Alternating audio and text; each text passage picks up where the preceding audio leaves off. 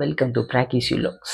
இந்த வீடியோவில் எதுக்காகனா, இந்த வீடியோ எடுக்க எனக்கு ஆக்சுவலி 3 மாதம் ஆச்சு. ஏன்னு சொல்கிறேன், ஏன்னா டிசம்பரில் நான் இந்த வீடியோ ஷார்ட் போட்காஸ்ட் தான் பண்ண போகிறோம் அப்படின்னு சொல்லிட்டு ஒரு மைண்ட் செட்டுக்கு வந்தேன். பட் அன்ஃபார்ச்சுனேட்லி என்னால் எடுக்க முடியல. ஏன்னா ஃபோன் உடஞ்சி போச்சு. மறுபடியும் ரிப்பேர் பண்ணுறதுக்கு எனக்கு கொஞ்சம் டைம் எடுத்துச்சு. ஸோ டிசம்பர் அப்படியே போயிடுச்சு. சரி, ஜனவரியில் பண்ணலாம் அப்படின்னு நினச்சேன். ஜனவரியில் ட்ரிப்பு போயிட்டு உடம்பு சரியாமல் போச்சு. சரி, ஃபெப்ரவரியாச்சும் பண்ணலாம் அப்படின்னு நினைக்கிறப்போ, சரின்னு சொல்லிட்டு கோயிலுக்கு போயிட்டு பண்ணலான்னு நினச்சேன். தைப்பூசத்துக்கு போனேன். அதுக்கப்புறம் அது எனக்கு த்ரோட் இன்ஃபெக்ஷன் ஆயிடுச்சு. சாப்பிட்டது சரியில்லை. ஸோ அதுவுமே மிஸ் ஆயிடுச்சு. ஸோ நான் என்ன பண்ணேன், ஸ்கிரிப்ட் எழுதி ப்ராக்டிஸ் பண்ணி எல்லாமே ட்ரை பண்ணேன். எல்லாமே ஒரு வகையில் அப்படியே ஒரு மாதிரி ஃபெயிலியராகவே போச்சு.